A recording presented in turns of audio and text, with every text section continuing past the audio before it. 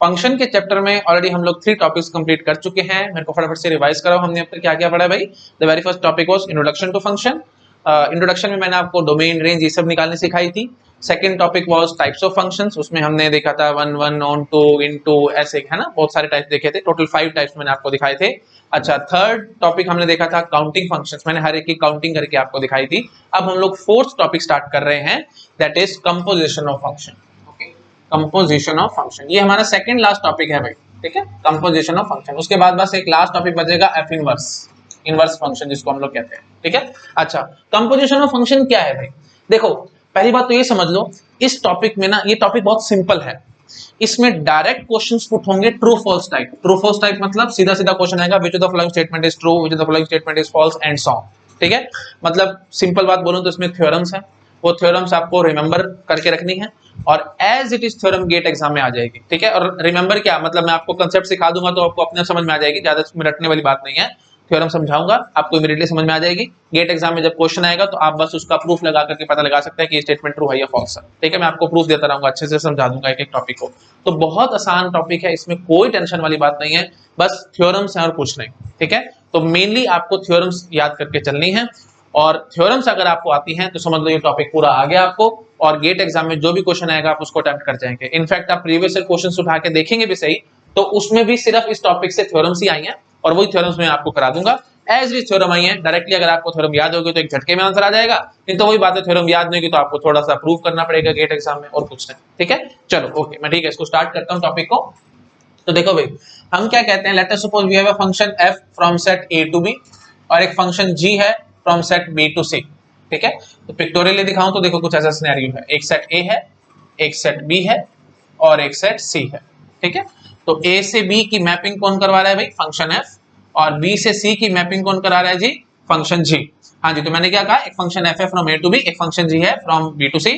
तो एक हम फंक्शन डिफाइन करेंगे GOF। तो GOF क्या है भाई? कंपोजिशन ऑफ फंक्शन, ठीक है। तो कंपोजिशन ऑफ फंक्शन कैसे रिप्रेजेंट कराई जाती है भाई? GOF, इस टाइप से, ठीक है। ओ, ये ओ है, इसको ऑफ भी बोल देते हैं, G ऑफ F ऐसे भी बोल देते हैं, ठीक है। अच्छा, तो GF क्या होता है भाई? GF इज अ फंक्शन, ये ध्यान रखना, बढ़िया रखना, GF इज अ फंक्शन, कहां से कहां? फ्रॉम A टू C, ठीक है। तो ये ध्यान रखना भाई, A to B function F, B to C function G, तो यहां से यहां ये क्या होगा भाई? GOF, समझ गए? तो GOF एक फंक्शन है, कोई नई बात नहीं है, GOF एक फंक्शन ही है जो आपको आते हैं, फंक्शन कोई नई बात तो है नहीं, आपको ऑलरेडी आती है। तो GOF कोई नई बात नहीं है भाई, ये एक फंक्शन ही है। और खास बात क्या है, ये फंक्शन कैसे होगा भाई? A टू C, और A टू C कब होगा? जब F A टू B चलेगा और G B टू C चलेगा, ठीक है। प्लीज ये बात ध्यान रखना, थोड़ा सा उल्टा देखना होता है। देखो ये F ये G, हमने डायग्राम ऐसे बनाया ना, तो लिखेंगे GOF, ठीक है। अच्छा, क्यों ऐसे लिखते हैं मैं भी डेफिनेशन समझाऊंगा तो समझ में आ जाएगा। हाँ जी, तो GF is a function from A to C defined as GOF x that will be equal to G of fx for all x belongs to A, ठीक है। ये तो होगी सिंपल मैथमेटिकल डेफिनेशन, मुझे लग रहा है आपको समझ नहीं आई है, कोई दिक्कत वाली बात नहीं है, अभी आपको अच्छे से क्लियर हो जाएगा मैं एग्जैक्टली क्या कहने की कोशिश कर रहा हूँ, ठीक है। मैं एक एग्जांपल लेता हूँ तो समझ में आ जाएगा, ऐसे आपको थोड़ा सा समझने में दिक्कत आएगी। तो देखो मैं एग्जांपल लेता हूँ, जैसे सपोज कर लो सेट A में 1 2 3 तीन एलिमेंट्स हैं, सेट B में 4 5 6 यहाँ तीन एलिमेंट्स हैं, और सेट C में मान लेते हैं 7 8 9, चलो एक और एलिमेंट 10 ले लेते हैं, ठीक है। हाँ जी, तो ये F मैपिंग करवा रहा है ना A टू B, तो मान लेते हैं 1 is related to 5, 2 is related to 4, है ना, 3 इज रिलेटेड टू 6। फंक्शन है तो यहाँ पे कोई छोड़ नहीं सकते थे, है ना, यहाँ पे कोई छूट सकता था, बट ठीक है, बाय चांस यहाँ पे कोई नहीं छूटा। अच्छा जी, इधर से इधर फिर ये G फंक्शन होगा, तो G फंक्शन है तो यहाँ पे कोई छोड़ नहीं सकते, तो हम मान ये, चलो यहाँ पे ना एक एलिमेंट ले लेता हूँ, ठीक है, जिसको हमने जान के छोड़ दिया, कारण अभी समझा दूंगा। हाँ जी, अच्छा उसके बाद फिर B टू C हम लोग चलेंगे अब, तो जैसे देखते हैं हम लोग फंक्शन से 4 is related to 8, 5 is related to 7, 6 is related to 10, 12 is related to 9, ठीक है। और यहाँ पे भी जानबूझ करके एक एलिमेंट और ले लेता हूँ, से 13 मैंने छोड़ दिया जान करके, ठीक है। अभी समझाऊंगा मैं क्यों छोड़ रहा हूँ, थोड़ा सा आपको समझ में आ जाएगा, 2 मिनट रुक जाओ, 2 मिनट पेशेंस रखो, ठीक है। तो हमने ये कुछ ऐसा सिनेरियो बनाया है, तो अगर मैं फंक्शन को f को मैं लिखना चाहूँ तो मैं कैसे लिखूंगा भाई? f is equal to what? Relation type लिख देता हूँ, क्योंकि every function is a relation है, तो रिलेशन की तरह ऑर्डर पेयर हम बना देते हैं। हाँ जी, 1 5 देन 2 4 देन 3,6। ठीक है जी, ये हो गया एफ में। अच्छा जी में क्या क्या है जी, जी में है जी 4,8। अच्छा जी, उसके बाद फिर 5,7, देन 6,10, 12,9। ठीक है जी। अच्छा जी, तो अब आप मुझे समझाओ जीओएफ में क्या आया है। जीओएफ भी तो एक फंक्शन ही है, फंक्शन है तो उसको मैं एज ए रिलेशन लिख सकता हूं। तो मेरे को जरा समझाओगे कैसे लिखेंगे हम लोग। देखो 1 is related to 5 and 5 is related to 7, हम क्या कहेंगे 1 is related to 7, है ना। हाँ जी, तो 1,7 ये हमारा होगा जी पहला ऑर्डर पेयर। अगला पकड़ो जी 2 is related to 4, 4 is related to 8, तो 2,8। ठीक है।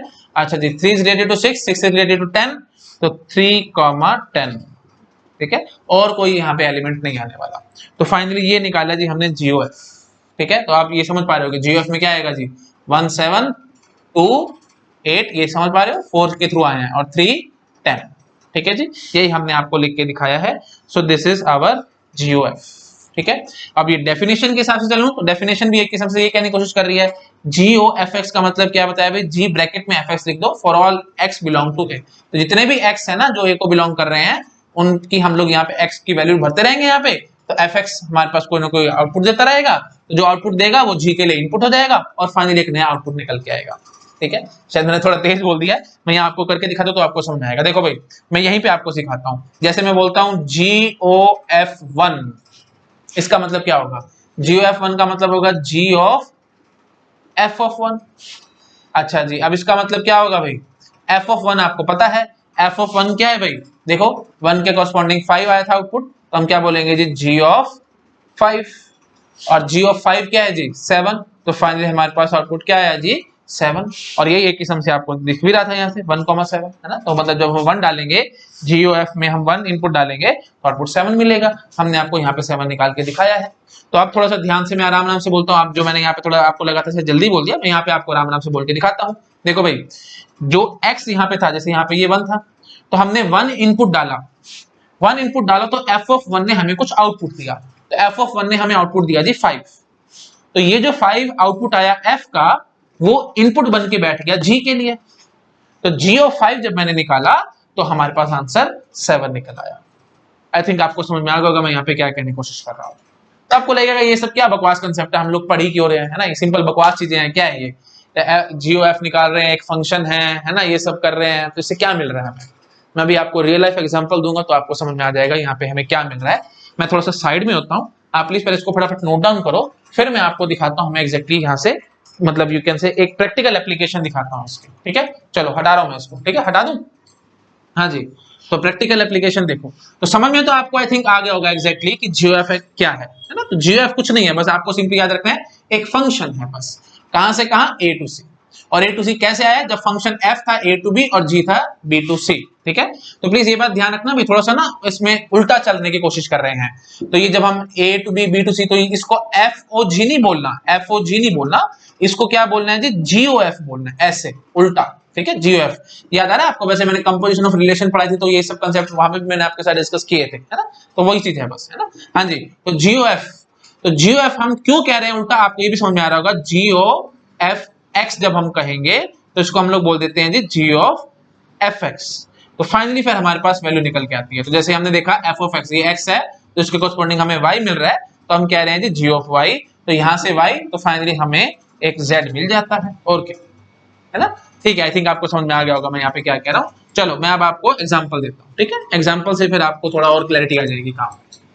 देखो भाई, रियल लाइफ एग्जांपल देखो, जैसे सपोज करो हमारे पास एम्प्लॉय आईडी है, डिपार्टमेंट आईडी है ना, ये एक टेबल है, एम्प्लॉय आईडी, डिपार्टमेंट आईडी, और एक और टेबल है जी डिपार्टमेंट आईडी और डिपार्टमेंट नेम।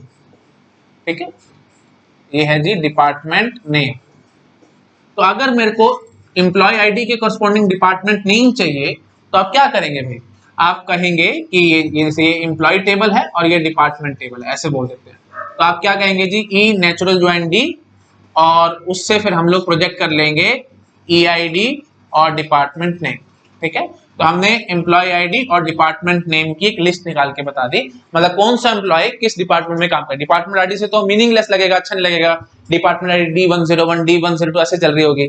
डिपार्टमेंट नेम से समझ में आएगा ना, ये सेल्स डिपार्टमेंट में काम कर रहा है ना, ये परचेज डिपार्टमेंट में काम कर रहा है, ये फाइनेंस डिपार्टमेंट में काम कर रहा है एंड सो ऑन। तो एम्प्लॉय आईडी डालेंगे और हमें पता लगता रहेगा कि कौन से डिपार्टमेंट में वो काम कर रहा है। इस हिसाब से हम कुछ काम करना चाह रहे थे।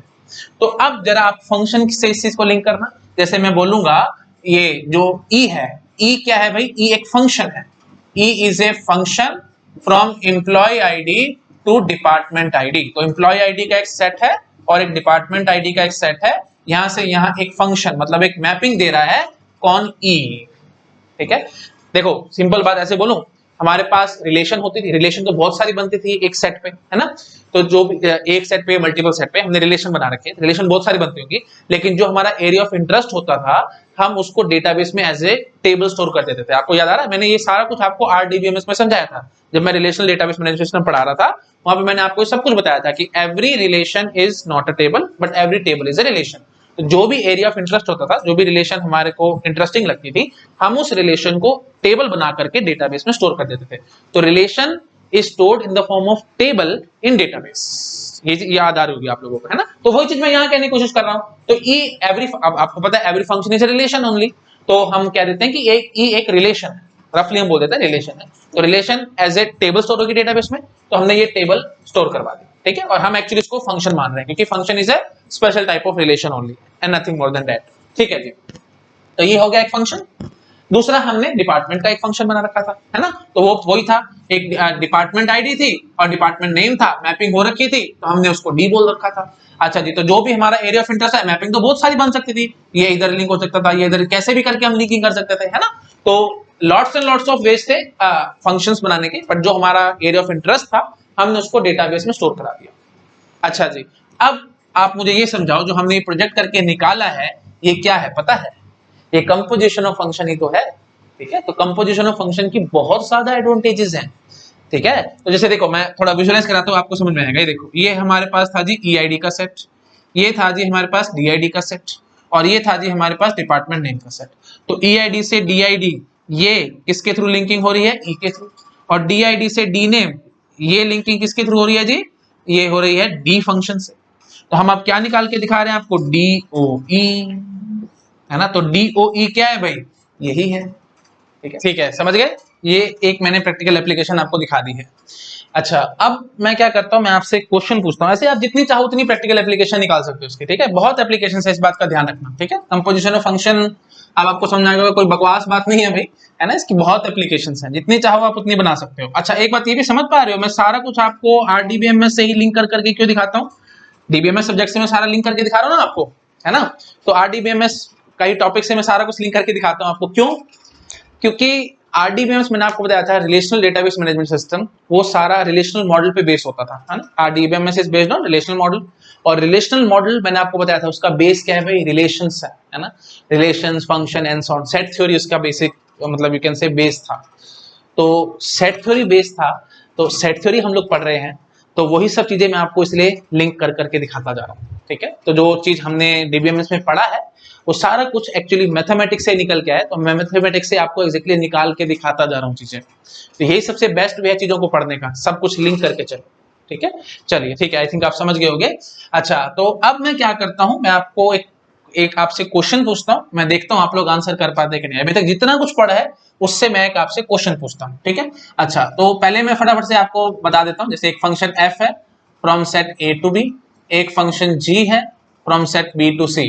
तो हमने देखा था GOF। GOF क्या होता था भाई? GOF एक फंक्शन है ना। GOF एक फंक्शन है, कहां से कहां? A to C, है ना। जैसे हमने ये देखो, just for the sake of revision मैं फटाफट से बता रहा हूँ, फिर मैं क्वेश्चन पूछूंगा आपसे। हाँ जी, तो ये सेट A है, ये B है, ये C है। A to B मैपिंग कौन करवा रहा है? F। B to C कौन करा रहा है? G। तो यहां से यहां कौन ले जाता था भाई? GOF। ठीक है, तो सिंपली बोलूंगा तो ये सेट A है, ये सेट C है, ये बीच में जो B सेट था ना, जिसको हम ब्रिज मान सकते हैं। ठीक है, तो इस ब्रिज को मैंने बीच में से हटा दिया। अब A से C की डायरेक्ट मैपिंग हमें कौन दे पा रहा है भाई? GOF दे पा रहा है। तो सिंपल बोलूं तो GOF को इनपुट क्या जा रहा है भाई? इनपुट जा रहा है A, और आउटपुट में क्या आ रहा है भाई, मतलब ए का एलिमेंट जा रहा है और आउटपुट में क्या आ रहा है भाई, सी का कोई एलिमेंट आ रहा है। ठीक है, समझ में आ गया? ये सिंपल बात मैंने रिवाइज करा दी। अब मैं आपसे क्वेश्चन पूछता हूँ, जीओएफ वाली बात तो एकदम ठीक है, मैं आपसे पूछूं कि एफओजी क्या होगा, वो मुझे समझा सकते हो आप? एफओजी क्या होगा, मतलब सिंपली बात मैं यहाँ बोलूं कि इस सिनेरियो में डिफाइन होगा क्या एफओजी, है ना? तो देखो मैं आपसे एक यू कैन से एक नंबर्स दे करके मैं आपसे पूछता हूँ, मतलब एलिमेंट्स दे करके आपसे पूछता हूँ, देखता हूँ आप बता पाते हैं कि नहीं एफओजी होगा कि नहीं। जैसे देखो मैं यहाँ लेता हूँ 1 2 3 4 5 6 7 8 9, सिंपल सिंपल एग्जांपल मैंने ऐसे ले लिया। ठीक है, हाँ जी, ऐसे कुछ बना दिया मैंने। तो अब मैं यहाँ क्या कहूंगा जी, ये देखो 1 किससे लेट हुआ जी, ये 1 5 से, 5 7 से, तो 1 हुआ है जी 7 से। अच्छा जी 2 हुआ है जी 8 से और 3 हुआ है जी 9 से। ठीक है, तो अब सिंपली मैं यहां आपसे पूछता तो आप क्या कहते हैं भाई, GOF1, GOF1 आप क्या कहेंगे जी, सिंपली आएगा जी 7। कैसे आएगा 7? GOF1 को हम क्या लिख सकते हैं जी, GOF1, तो f ऑफ 1 क्या है जी 7, सॉरी f ऑफ 1 है जी 5, है ना 5, तो GO5 हमने देखा तो ये 7 निकल के आया था। ठीक है, अच्छा जी, तो अब यही चीज मैं आपसे यहां पूछूं तो जैसे मैं आपको बोल दूं FOG, तो FOG जी में हम कुछ जैसे इनपुट डाल रहे हैं, जी में इनपुट क्या डाल रहे हैं भाई, देखो जी में इनपुट इस टाइप से जा रहे हैं ना, ये B2C है ना, तो 4 5 6 में कुछ भी डाल सकते हो, तो मैंने बोल दिया FOG4। ठीक है, अच्छा जी, तो आप बोलेंगे f ऑफ GO4। अच्छा जी, तो GO4 क्या है जी, GO4 है जी 8, तो आप बोलेंगे f ऑफ 8, f ऑफ 8, अब 8 इनपुट डालें तो आउटपुट क्या आएगा भाई हमें नहीं पता, f ऑफ 8 तो डिफाइंड ही नहीं है, तब आपको समझ में आ रहा होगा FOG will not be defined here. समझा? तो ये जो मैंने एग्जांपल लिया है, इस एग्जांपल में FOG डिफाइंड नहीं होगा बट GOF तो डिफाइंड होगा। ठीक है, आई थिंक आप समझ गए मैं यहाँ पे क्या कहने की कोशिश कर रहा हूं। अच्छा, मुझे वैसे थोड़ा सा डिटेल में समझाना जरा, FOG डिफाइन क्यों नहीं हुआ। देखो GOF एक फंक्शन था, फंक्शन था तो मतलब कुछ ना कुछ हम इनपुट डालते हैं और हमें कुछ ना कुछ आउटपुट मिलता है, मतलब हर एक इनपुट के लिए कोई ना कोई यूनिक आउटपुट हमें जरूर मिलता है ना, यही फंक्शन की पहचान होती है, इनपुट हम डालेंगे तो आउटपुट हमें जरूर मिलेगा और आउटपुट मिलेगा भी तो कैसा यूनिक मिलेगा, है ना। अच्छा, अब GOF तो में तो हमारे पास ये सब काम हो पा रहा था, FOG में क्या गड़बड़ हुई, FOG भी तो एक फंक्शन होगा, देखो GOF फंक्शन है तो FOG भी फंक्शन होगा, तो FOG के केस में भी ऐसा होना चाहिए था, तो हमने FOG को एक इनपुट डाला 4, जब हमने 4 इनपुट डाला तो हमें एक आउटपुट जरूर मिलना चाहिए था, बट यहाँ तो हमें आउटपुट ही नहीं मिला, तो हमें क्या समझ में आया कि FOG यहाँ पे फिलहाल कोई फंक्शन नहीं है, तो हमने सिंपली बोल दिया कि ये हम डिफाइन नहीं कर पाए। ठीक है, तो फिलहाल हमने क्या कहा भाई, इस सिनेरियो में GOF तो डिफाइन है बट FOG डिफाइन नहीं है। ठीक है, अच्छा, बट मैं यहाँ पे जबरदस्ती FOG डिफाइन करना चाहता हूं, तो करने के लिए देखो मेरे को क्या करना पड़ेगा, पहले तो मुझे ये समझाओ चक्कर क्या हुआ था, दिक्कत कहां आई थी, हम कहां फंसे थे। FOG4 जब हमने किया तो हमने बोला GO4 से हमें 8 मिला, बट F के कॉरेस्पॉन्डिंग जब हमने 8 इनपुट डाला तो हमें कोई आउटपुट नहीं मिला, क्यों, क्योंकि F फंक्शन में का जो डोमेन है उसमें 1 2 3 है ना, ये डोमेन है और ये कोडोमेन है F का, तो डोमेन में हमारे पास 8 मिला ही नहीं, तो हम फंस गए। अगर बाय चांस डोमेन में 8 होता तो हम शायद कोई ना कोई आंसर कर पाते कि ठीक है जी आउटपुट मिलेगा हैंड्स ऑफ, है ना। तो सिंपल बात अगर मैं करूं तो देखो मैं ऐसे करता हूं, ठीक है, पहले इसको आराम से आप नोट डाउन कर लो, ठीक है, फिर मैं कुछ कुछ चेंजेस करके दिखाता तो आपको और समझ में आएगा, इसको पहले आराम से नोट डाउन कर लो, ठीक है। अच्छा, आई थिंक नोट डाउन कर लिया होगा आपने। अब देखो मैं यहाँ पे क्या करता हूँ, सपोज करो मैं यहाँ पे आउट ये ले लेता 1 2, ठीक है, ये दो ही चीजें ले लेता, ठीक है। हाँ, तो 6 को मैं सपोज करो 2 के साथ लिंक कर देता, दिस इज अलाउड, फंक्शन में सब अलाउड है ना। तो जी फंक्शन में 4 5 6 और ये 1 2, तो सी सेट में सिर्फ 1 और 2 दो ही एलिमेंट्स हैं, तो हम यहां से एक किस्म से मैनी टू वन फंक्शन बना दिया, तो ठीक है ये अलाउड है। फंक्शन में आपको बस इतना याद रखना भाई, देखो बार बार मैं आपको बताता हूँ ये अलाउड नहीं होता बट ये तो अलाउड होती है ना। हाँ, तो ठीक है, एफ भी एक फंक्शन फर्स्ट क्लास हमें नजर आ रहा है, जी भी एक फंक्शन हमें फर्स्ट क्लास नजर आ रहा है। अब जरा मेरे को यहां समझाना एफओजी, ठीक है, जीओएफ तो डिफाइन होगा ही होगा ऑब्वियसली, आप प्लीज चेक कर सकते हैं, मैं यहाँ पे टाइम पास नहीं करना चाहता, आप जीओएफ आराम से पता लगा सकते हैं, है ना। चाहिए तो चलो मैं कोई बात नहीं, अब वही बात है, नई चीज है तो मैं दिखा देता हूँ आपको। तो 1 2 3 और यहाँ पे अब सी में क्या एलिमेंट्स हैं जी, सिर्फ 1 और 2 दो ही एलिमेंट्स हैं, है ना।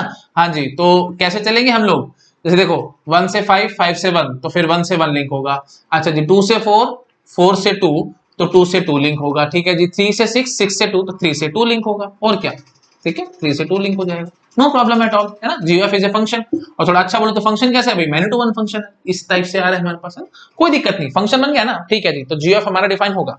अच्छा एफओजी जरा बताना, एफओजी डिफाइन होगा, मैं आपको करके दिखाता हूं तो आपको समझ में आएगा। देखो FOG4, देखो हमें बस कुछ नहीं करना, मैंने आपको बस इतना कहा था यूनिक इनपुट की कॉरस्पॉन्डिंग एक यूनिक आउटपुट आना चाहिए, तो हम बोल देंगे कि होगा नहीं तो नहीं होगा, है ना। तो हम बोल देंगे कि एफओजी हमारा फंक्शन है, और फंक्शन है तो ठीक है जी, डिफाइन हो जाएगा एफओजी, है ना। हाँ तो करो फटाफट FOG4। अच्छा जी, जब मैं FOG4 बोलूंगा तो GO4 क्या दे रहा है भाई, देखो GO4 हमें देगा 2, तो हम बोलेंगे f of 2 तो आपको पता है f of 2 क्या होता है भाई, f of 2 होता है हमारे पास 4, तो हमारे पास 4 आउटपुट आ रहा है। अच्छा जी, उसके बाद फिर मैंने आपसे पूछा f of g में क्या क्या एलिमेंट्स है, 5 6 दो और है ना, थोड़ा डाल के देखो g of 5, तो 5 बोलो भाई, g of 5 क्या आएगा जी, g of 5 आएगा जी 1, तो हम बोलेंगे f of 1, तो f of 1 क्या है जी, f of 1 है जी 5, तो ठीक है जी, हमारे पास फिलहाल आउटपुट 5 आ जाएगा, ठीक है। तो आपने इनपुट जब 4 डाला तो 4 आउटपुट आया, 5 डाला तो 5 आया। अच्छा एक और देख लो, लास्ट क्या बचा जी 6 के केस में देखो क्या बनेगा, तो f ऑफ g ऑफ 6, हाँ जी, तो g ऑफ 6 क्या है जी 2 है, तो f ऑफ 2 क्या है जी 4 है, तो हम पहले g ऑफ 6 करते हैं, g ऑफ 6 क्या है जी 2 आया, तो f ऑफ 2 जब हमने देखा तो क्या निकल के आया जी 4, तो हमारे पास 4 आया, तो ठीक है जी, अब हमारा काम हो गया। तो मैं सिंपली क्या बोलूंगा, देखो भाई हमारे पास क्या क्या एलिमेंट थे, 4 के कॉरस्पॉन्डिंग 4 नजर आया है, अच्छा जी, उसके बाद फिर 5 के कॉरस्पॉन्डिंग 5 नजर आया है, और 6 के कॉरस्पॉन्डिंग 4 नजर आया, मतलब ये इधर इसी से लिंक कर देता हूं, ठीक है, 6 के कॉरस्पॉन्डिंग 4 नजर आया, ठीक है। हाँ जी, तो आई थिंक अब आप समझ गए होंगे, ये भी एक फंक्शन हो गया, तो FOG मैंने ये आपको दिखा दिया है। अच्छा अब मैं अच्छी बात आपसे पूछता हूँ, ये कहां से कहां गया वो मुझे समझाओगे जरा, मतलब क्या इनपुट है और क्या आउटपुट है, इनपुट कौन सा सेट है, आप कॉमन सेंस से मुझे बता सकते हैं। इनपुट तो भाई यहाँ पे देखो, जो G को इनपुट था वही FOG को इनपुट होगा, है ना। देखिए जैसे देखो GOF में इनपुट क्या था फंक्शन को, जो F को इनपुट था, ये देखो GF में इनपुट क्या था, जो F को था, F को इनपुट क्या था जी A था, तो हमारे पास GOF में इनपुट सेट A था, तो यहाँ पे हम क्या बोलेंगे, जब हम FOG निकाल रहे हैं तो G को जो भी सेट इनपुट में जाता है वही सेट FOG को इनपुट में जाएगा, कॉमन सेंस की बात है, इसमें मैं इतना ज्यादा मेरे को बुलवाऊंगा तो आपको समझ में आ रहा होगा। हाँ जी, तो इनपुट G को कौन सा जाता है जी, B सेट जाता है, तो लो जी ये बना दीजिए मैंने B का सेट। अच्छा जी, अब आउटपुट जरा मुझे समझाओ, आउटपुट में क्या आएगा, देखो भाई G से हमने कुछ इनपुट डाला तो G से हमें आउटपुट क्या मिलता है जी C, तो हमने F फंक्शन को एक किस्म से C सेट डाला तो आउटपुट हमें क्या मिलेगा जी B सेट मिलेगा, तो फाइनली हमने B से B पे ही एक फंक्शन बना के दिखा दिया, ठीक है।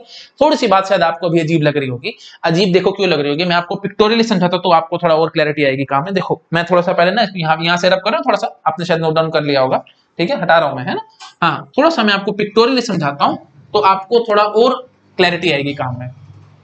देखो भाई जब हम GOF दिखा रहे थे तो आपने बोल दिया था कि A to C होगा, क्यों होगा, क्योंकि हमारे पास एक ब्रिज बीच में नजर आ रही थी, लेकिन जब मैं FOG निकाल रहा था इस सिनेरियो में तो क्या हुआ आपको समझ में आया। देखो हमारे पास क्या हुआ, जब हम FOG निकालना चाह रहे थे तो G वाला सेट, तो पहले हम G वाला फंक्शन की बात करेंगे, G वाला फंक्शन कहां से कहां है, B से C है, तो ये रहा B और ये रहा C का सेट, तो B में है जी 4 5 6 और C में है जी 1 2। अच्छा जी, तो ये है जी G, ठीक है। अच्छा जी, F फंक्शन कहां से कहां है भाई, F फंक्शन है जी A से B पे है, तो ये रहा A और ये रहा B का सेट, तो ये था जी F नाम का फंक्शन 1 2 3 और 4 5 6, ठीक है, तो ये था जी F नाम का फंक्शन, ठीक है। तो अब देखो, अब A और C देखो इनमें क्या लिंकिंग बैठ रही है, आप देख पा रहे हो, जो C सेट है that is subset of A, ठीक है। तो रफली मैं ऐसे बोल दूं, ये हमारा B का सेट, ये रहा हमारा A का सेट और ये रहा वापस हमारे पास B का सेट। थोड़ा सा शायद आपको टेढ़ा मेढ़ा लगेगा शुरू में, एक दो बार वीडियो को रिवाइंड करके देखोगे तो सारा समझ में आ जाएगा। मैं चाहता हूं आपको चीजें एकदम क्रिस्टल क्लियर करना, तो थोड़ा सा तो माइंड में पेन आएगा जब मैं चीजें समझा रहा हूँ, ये चीजें आपको कोई नहीं बताएगा भाई।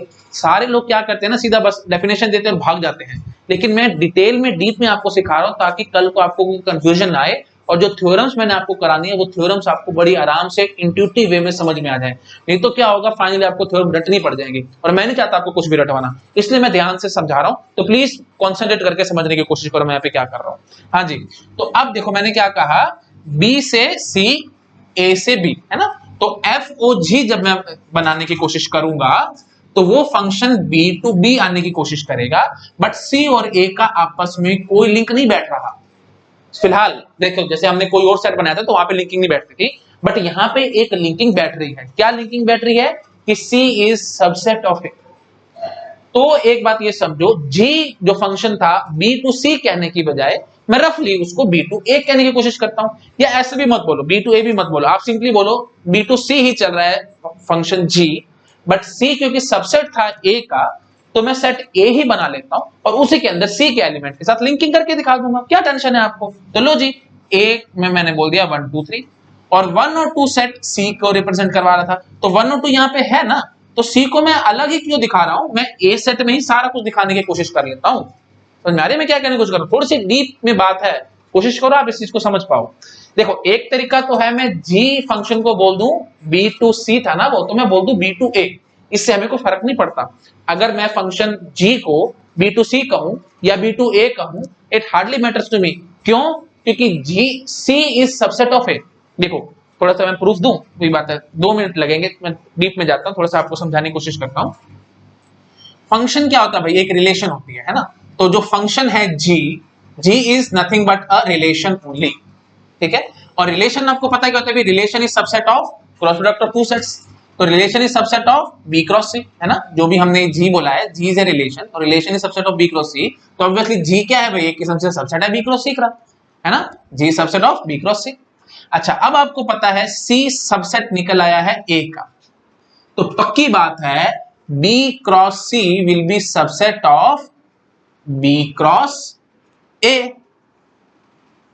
बात समझ पा रहे हो, बहुत फॉर्मली मैं समझाने की कोशिश कर रहा हूं, फॉर्मली मतलब प्योर मैथमेटिक्स में घुस के समझाने की कोशिश कर रहा हूं, समझने की कोशिश करो।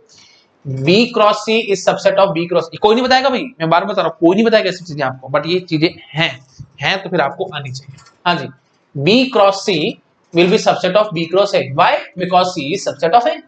कॉमन सेंस की बात है भाई, सी छोटा है ए बड़ा है, तो बी क्रॉस सी मैं निकालूंगा वो कोई सेट आएगा, बी क्रॉस ए मैं निकालूंगा कोई बड़ा सा सेट आएगा, तो B cross C will be subset of B cross A. आप कॉमन सेंस से सोच पा रहे हो।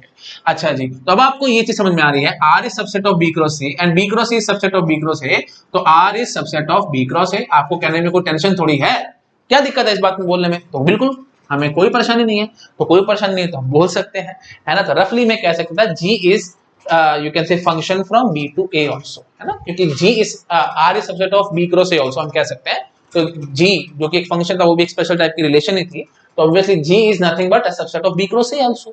तो ठीक है, क्या टेंशन है हमें, B cross C बोले या B cross A बोले, it hardly matters to me, है ना, इससे हमें कोई खास फर्क नहीं पड़ता। तो जो फंक्शन G था हम B से A पे भी हम बोल सकते थे उसको रफली, है ना, तो हमने B से A पे फंक्शन जो बनाया that is nothing but G, ठीक है। तो आप ऐसे भी बोल सकते थे, और अगर ऐसे नहीं बोलना चाहते, मतलब आपको नहीं अच्छा लग रहा कि मैं जब फंक्शन सी पे है तो मैं जबरदस्ती ए पे क्यों शिफ्ट हो रहा हूं एंड सो, तो मेरे को उससे भी कोई टेंशन नहीं है। मैं बोलूंगा ये रहे मेरे ए के एलिमेंट, इनमें से जो जो एलिमेंट सी का है वो छांट के आप बी से उनकी लिंकिंग करा देना, क्या टेंशन है आपको, ऐसे भी कर सकते थे आप लोग। हाँ जी, तो बी में हमारे पास क्या क्या एलिमेंट थे जी, 4 5 6, ठीक है।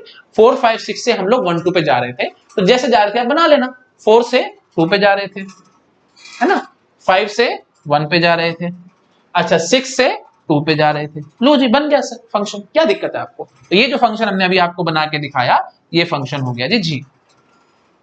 अच्छा जी, उसके बाद अब ये फंक्शन था g f was from A to B, तो 1 2 3 से 4 5 6 पे जो हमारा फंक्शन था, लो 4 5 6 ये रहा। हाँ जी, तो 1 से 5, 2 से 4 और 3 से 6, ठीक है। अब आपको आराम से समझ में आ रहा होगा, जब मैं यहां से यहां कोई फंक्शन बनाऊंगा तो वो फंक्शन क्या होगा जी, एफ ओ जी।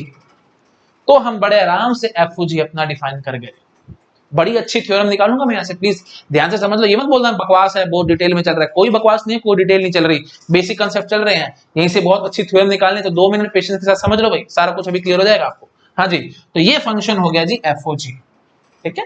तो फाइनली हम एफओजी क्यों डिफाइन कर पाए, क्योंकि वही बात है, हम एक ब्रिज दिखा पाए।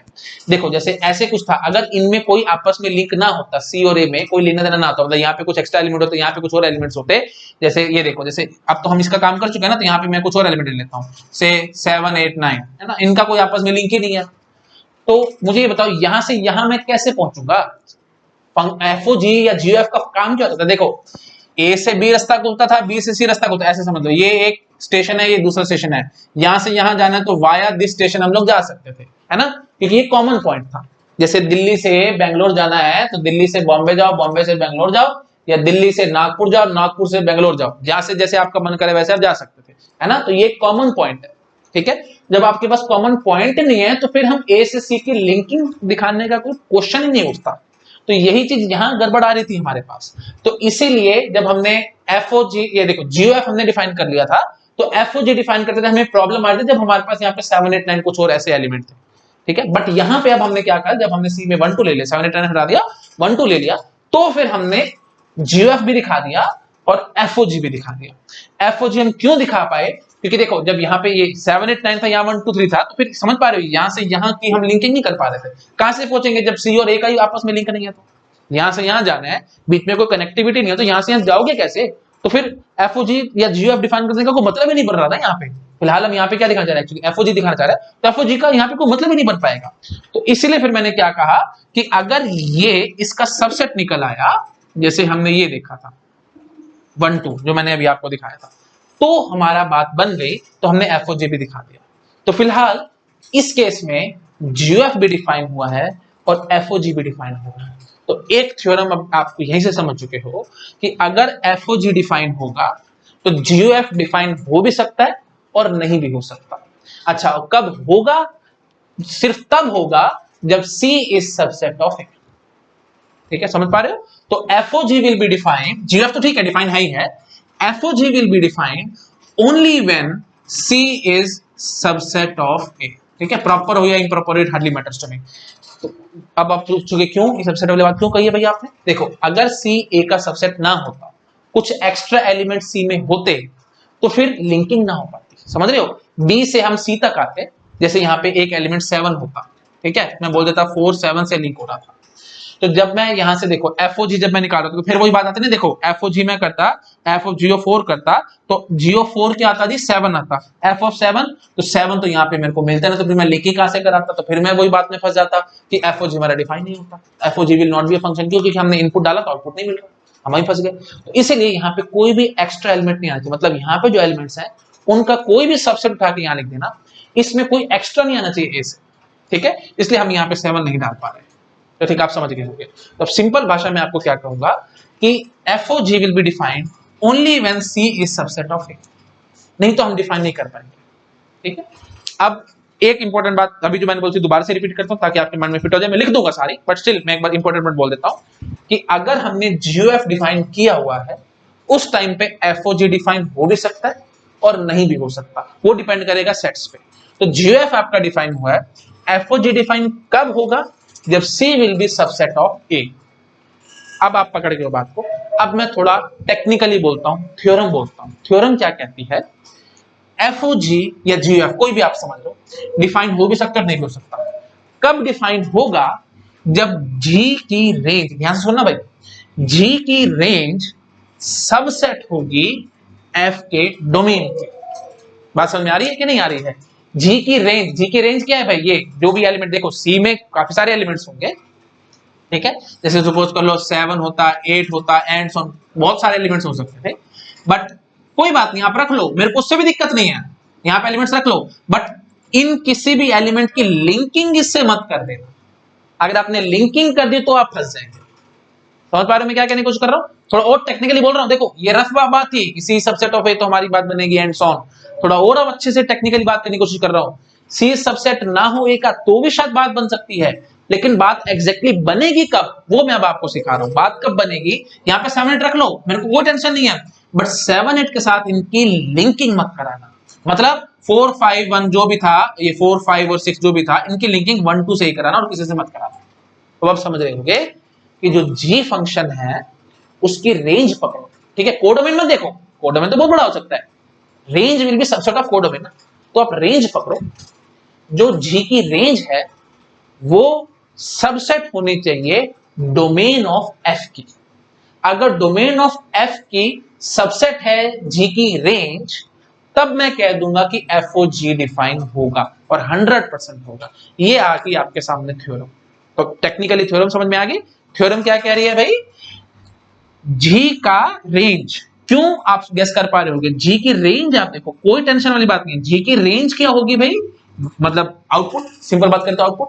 तो जो भी जी फंक्शन आपको आउटपुट दे वो हम एफ को इनपुट आराम से दे पाए, मतलब एफ उन सब इनपुट्स के लिए डिफाइन होना चाहिए, तो हमारी बात बन जाएगी, है ना। तो आई थिंक आपको क्लियर हो गया मैं पे क्या कहने की कोशिश कर रहा हूं, मैंने काफी बार रिपीट कर दिया है। तो ठीक है जी, अब मैं इस चीज को आराम से हटाता हूं और मैं अब आपको थ्योरम लिख के दिखाता हूं, ठीक है। तो फाइनली हमें इनसे मतलब नहीं है, ये सब मैंने रफली बात आपको सिर्फ समझाने के लिए बोली थी। टेक्निकल बात क्या है वो मैं अब आपको समझा चुका हूं, ठीक है। चलो मैं साइड में होता हूं, आप प्लीज को फटाफट से नोट डाउन करो, फिर मैं अच्छे से आपको लिख के समझाता हूं कि मैं क्या कहने की कोशिश कर रहा हूं, ठीक है जी। अच्छा जी, हटा रहा हूं मैं इस चीज को, ठीक है, हटा रहा हूं। हाँ जी, तो अब दो चीजें हमने बड़ी अच्छी अच्छी सीखी, दो थ्योरम्स हमने सीख ली हैं। पहली थ्योरम तो हमने क्या बोली, मैं आपको लिख देता हूं, ठीक है, लिख के दिखा। मैंने आपको बोला था ना थ्योरम्स बहुत इंपॉर्टेंट है भाई, थ्योरम के बिना आपकी बात नहीं बनेगी यहाँ पे, है ना। तो ये जो भी कंपोजिशन ऑफ फंक्शन है उसमें थ्योरम्स ही आनी और कुछ नहीं आना, ठीक है। हाँ जी, तो थ्योरम मैं आपको दिखा रहा हूँ। तो पहली थ्योरम हमने क्या देखी कि F O G, if F O G is defined, if F O G is defined then G O F may or may not be defined, may or may not be defined, हो भी सकता है नहीं भी हो सकता, it hardly matters to me, हमें देखना पड़ेगा। अच्छा जी, दूसरा पॉइंट हमने क्या देखा कि F O G will be defined if and only I double F, if and only if range of G is subset of, proper हो या इम्प्रॉपर हो it hardly matters to me, सिर्फ सबसेट बोलने से हमारी बात बन जाएगी, subset of domain of F, ठीक है। तो अगर G की रेंज सबसेट है डोमेन ऑफ एफ की, हमारा काम ही खत्म हो जाएगा। सिंपल बात मैं ऐसे बोलूंगा, देखो एफ ओ जी हम करेंगे, तो कोई भी एलिमेंट आपने x बोला तो हम क्या कहेंगे जी, f of g of x। बहुत सिंपल है, जी ऑफ x से जो हमें आउटपुट मिले वो, जैसे y मिला तो एफ ऑफ y डिफाइन होना चाहिए। अगर एफ ऑफ y डिफाइन नहीं तो हम वहीं फंस जाएंगे। तो एफ ऑफ y डिफाइन कब हो पाएगा, जब g की रेंज, मतलब जो भी g ऑफ x आउटपुट देता है, g की range that must be subset of domain of f। I think आप समझ गए होंगे, सिंपल बात है, ठीक है। तो ये दोनों चीजें आपको ध्यान रखनी है। अच्छा, अब सिंपल बात देखो, मैं ऐसे भी कह सकता था, जैसे f एक फंक्शन है from a to b, g एक फंक्शन है फ्रॉम b टू c, तो g O f will be function from a to c। मैंने आपको समझाया था और लिख के भी समझाया था, है ना। अच्छा, अब यहीं पे एक बात, यही चीज समझने की कोशिश करो जो मैंने यहाँ पे अप्लाई करके दिखाई थी बात, यहाँ पे भी मैं आपको दिखाता हूँ। g का रेंज क्या है जी, अच्छा ये GOF निकाल रहे हैं ना हम लोग, सॉरी, तो f की बात करेंगे। देखो GOF कब डिफाइन होगा, मैं क्या कहूंगा, f का रेंज, f का रेंज सबसेट होना चाहिए थी g के डोमेन की। तो यहाँ पे आप चेक करके मैं दिखाता हूँ आपको, देखो बिल्कुल वही बात आएगी, है ना। तो यहाँ पे ऑब्वियस आ रहा था, इसलिए मैंने कंडीशन कुछ नहीं लगाई थी, मैंने सिंपल आपको बोल दिया था f is function from a to b, g is function from b to c, तो GOF is a function from b to c। सीधा सीधा मैंने बोल दिया कि डिफाइन होगा ही होगा, 100% होगा। लेकिन मैंने कंडीशन ही बोली थी, क्यों, क्योंकि जो कंडीशन मैंने आपको बताई यहाँ पे ऑब्वियसली वो अप्लाई हो रही है। देखो कैसे अप्लाई हो रही है, GOF में क्या कहूंगा भाई, बताओ भाई, f का रेंज क्या है भाई, b, ठीक है। f का रेंज रादर b क्यों बोलूं मैं, सबसेट ऑफ b बोलूंगा, है ना। मैं नीचे लिखता हूं, range of f will be what, subset of b, ठीक है। थोड़ा अच्छा बोलूं तो ऐसे बोलूं, range of f will be subset of b, ठीक है। अच्छा जी, और b आपको पता है क्या है जी, b है डोमेन ऑफ g, है ना। तो सिंपली मैं क्या कहूंगा, रेंज ऑफ f, अच्छे से लिखो, रेंज ऑफ f, देखो मैं जितना मर्जी कोशिश कर लूं मेरे से लिखा नहीं जाता, अच्छा हाँ जी, range of f will be subset of domain of g। तो ये कंडीशन इम्प्लिसिटली यहां लग चुकी थी, क्योंकि आपको पता है g अगर फंक्शन है तो b की हर एक वैल्यू के लिए वो डिफाइन होगा, मतलब domain of g will be what, entire set b। और रेंज ऑफ एफ मैंने क्या कहा है, it will be subset of B. तो इनडायरेक्टली ये कंडीशन अपने आप से लगी हुई थी तो हमारी टेंशन वहीं खत्म थी, कोई दिक्कत ही नहीं आई हमें बोलने में, है ना। तो इसलिए हमने वहां पे कुछ नहीं बोला कि डिफाइन होगा या नहीं होगा एंड सो ऑन, हम चीज तो आपसे बोल के भाग गए थे कि डिफाइन होगा ही होगा।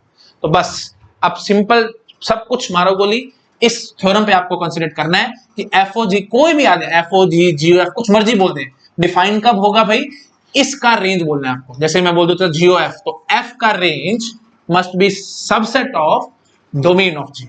यहां पे क्या बोलेंगे, domain sorry range of g will be subset of domain of f, हमारी बात बनती है। ठीक है, आई थिंक आपको समझ में आ गया होगा मैं यहाँ पे क्या कहने की कोशिश कर रहा हूँ। तो दोनों थ्योरम बहुत ज्यादा इंपॉर्टेंट है, आपको ध्यान रखनी है। तो एफ ओ जी जी एफ डिफाइन हो भी सकता है, नहीं हो सकता, वो सब डिपेंड करता है भाई। तो किस चीज पे डिपेंड करता है, डिपेंड करने के लिए मैंने आपको कंडीशन समझा दी है। ठीक है, हाँ जी, तो मेरे को बार बार नहीं बोलना चाहिए, आपको एक्जेक्टली क्लियर हो गया होगा। इन दोनों थ्योरम्स को आपको अच्छे से माइंड में फिट करके रखना है। मैं साइड में होता हूँ, फटाफट से नोट डाउन करो, फिर मैं और आगे बढ़ता हूँ। ठीक है, आई थिंक आपने नोट डाउन किया होगा। मैं हटाता हूँ इस चीज को और थोड़ा सा और आगे बढ़ता हूँ। ठीक है, अच्छा, ये जो हमने थ्योरम आपको बताई है ना, ये फंक्शन में चली है। तो रिलेशन में जरा बात करना, इसे रिलेशन में आपको कंपोजिशन ऑफ रिलेशन तो मैंने आपको पढ़ा रखी है ना। तो मैं आपसे क्वेश्चन पूछता हूँ, मुझे आंसर करना जरा। एक रिलेशन आर है from set A to B, एक रिलेशन एस है from set B to C. तो हम लोग बताते हैं जी एसओ आर।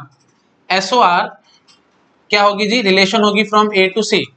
ठीक है, तो अब मैं यहां पे क्या कहूंगा कि रेंज ऑफ आर, या जैसे हमने यहां पे थ्योरम बोली थी ना, जैसे देखो एसओ आर होगी तो range of R will be subset of domain of S. क्या ये बात यहां पे भी लागू होगी, रिलेशन में लागू होगी ये बात?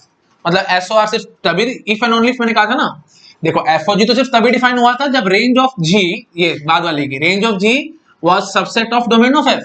तो यहां पे भी ऐसे बोलूं क्या कि range of R must be subset of domain of S, तभी ये भी डिफाइन होगी, उसके बिना भी डिफाइन हो सकती है।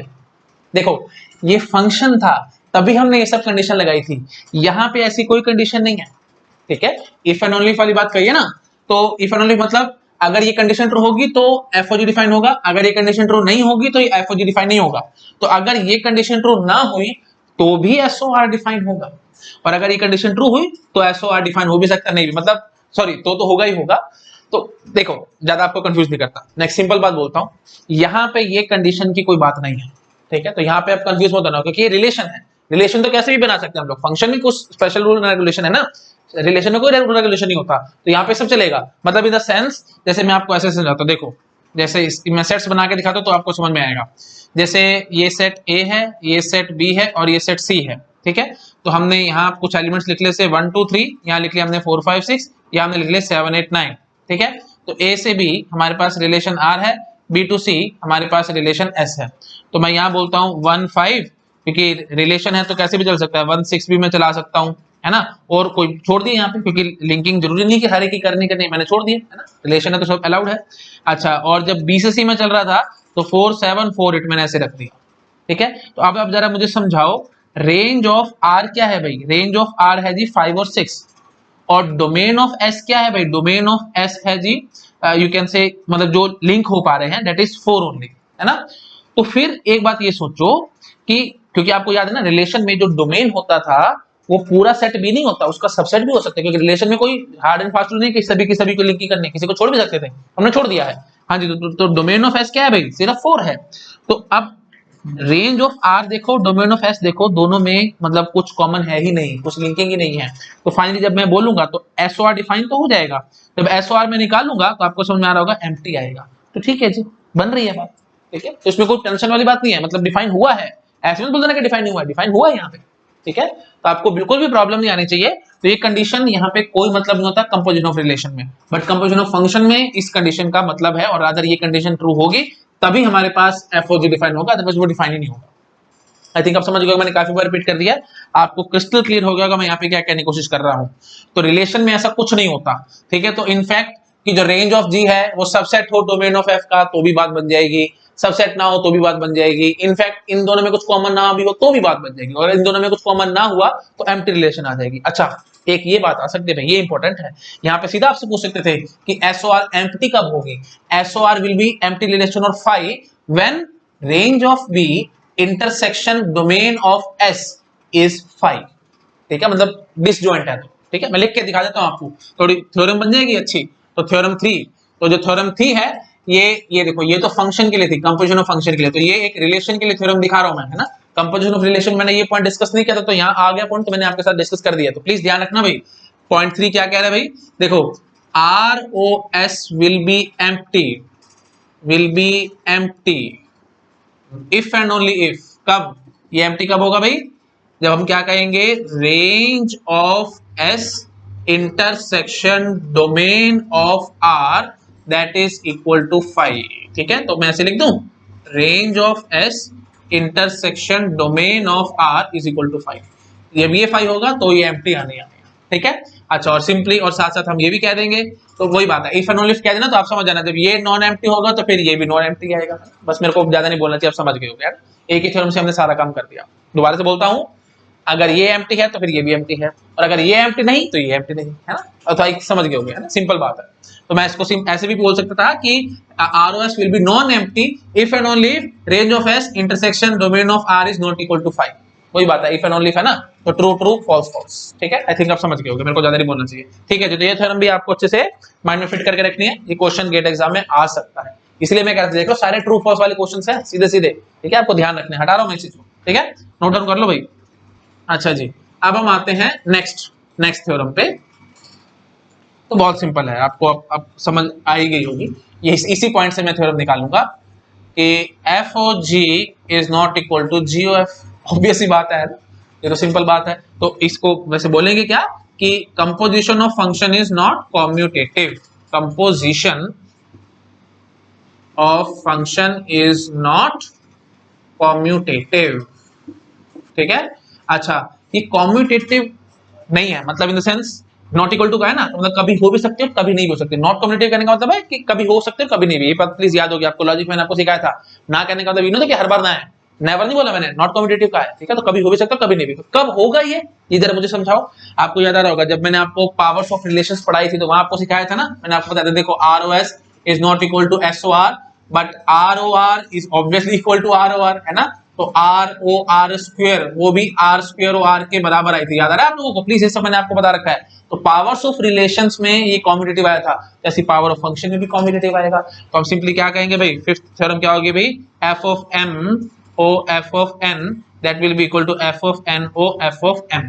ठीक है, तो पावर ऑफ फंक्शन कोई नया कंसेप्ट नहीं है, जैसे रिलेशन में था वैसा है, मेरे को टाइम पास नहीं करना चाहिए, फिर भी बता देता हूं आपको। f स्क्वायर क्या होगा भाई, आपको कोई टेंशन वाली बात ही नहीं है, f स्क्वायर का मतलब क्या होगा जी, f o f ओनली। ठीक है, अच्छा, तो वही बात आएगी, f o f कब डिफाइन होगा, आप मुझे समझा दो भाई। जैसे f of g में मैंने क्या कहा था, range of g must be subset of domain of f। यहाँ क्या कहेंगे भाई, f o f कब डिफाइन होगा, इसका रेंज सबसेट होना चाहिए इसके डोमेन की, तो f सेम ही है, तो हम क्या कहेंगे भाई, range of f must be subset of domain of f। वही बात खत्म। ठीक है, सिंपल बात है एकदम। जैसे मैंने एक f फंक्शन बनाया है a से b पे, तो एक सेट a लिया मैंने 1 2 3 और एक सेट b लिया मैंने से 1 2 5 8। ठीक है, तो अब मैं कहता हूं ऐसे 1 2 से ये ऐसे लिंक हो गया। हाँ जी, तो अब जरा मुझे फटाफट बताना भाई, रेंज क्या है भाई f की, रेंज है 1 2 और डोमेन ऑफ f क्या है भाई a, मतलब 1 2 3। तो range of f is subset of domain of f ना, तो यहाँ पे f o f डिफाइन हो जाएगा, मतलब इस फंक्शन का मैं स्क्वायर आराम से निकाल सकता हूं। अगर ये फंक्शन होता, जैसे ये देखो, ये a और ये b, यहाँ बोलता मैं 1 2 3, यहाँ मैं बोल देता 4 5 6, तो ये ऐसे कुछ ऐसे लिंकिंग हो रखी होती और ये फंक्शन f होता। मैं आपसे पूछता f स्क्वायर निकालो, आप बोलते पॉसिबल ही नहीं है। क्यों पॉसिबल नहीं है, क्योंकि रेंज ऑफ f क्या होता है भाई 4 5 6 और डोमेन ऑफ f क्या होता है भाई 1 2 3। तो ये 4 5 6 कहां से सबसेट है भाई 1 2 3 का, नहीं बात बनेगी। तो इसका मतलब b is not subset of, है ना, वही बात हमारी, सॉरी मतलब रेंज देखेंगे हम लोग, रादर रेंज पूरी b सेट ही आ रहा है, इसलिए हम रफली बोल पा रहे हैं अभी, ऐसे मत बोलना यहाँ पे b सबसेट ऑफ है, नहीं, प्रॉपर ध्यान से बोलना भाई, रेंज ऑफ f। ठीक है, b नहीं, b is not subset of a, range of f is subset of domain of a, sorry domain of f मतलब सेट a। ठीक है, तो मैं प्रॉपर यहाँ बोलना चाहिए था, मैं लिख देता हूँ, कल को कंफ्यूजन आएगा आपको। Range of f is proper subset of set a, set a आपको पता है क्या अभी, डोमेन ऑफ f ओनली। तो डोमेन ऑफ f में बोलो या सेट a बोलो, इसमें कोई फर्क नहीं पड़ता, इसलिए मैंने प्रॉपर बोल दिया range of f must be subset of a। ठीक है, तो बात बन जाएगी। तो यहाँ पे बात क्यों नहीं बनी, ऐसे मत बोल देना कि B is not subset of A, यहाँ पे मैंने बी नहीं बोला, बार में बोल रहा हूँ भाई, क्या बोलना है आपको, range of F is not subset of set ए, इसलिए यहाँ पे हम कहेंगे कि एफ स्क्वायर हम नहीं निकाल सकते। बहुत इंपॉर्टेंट पॉइंट है, अभी तक गेट में नहीं आया, आ सकता है, प्लीज ध्यान रखना भाई।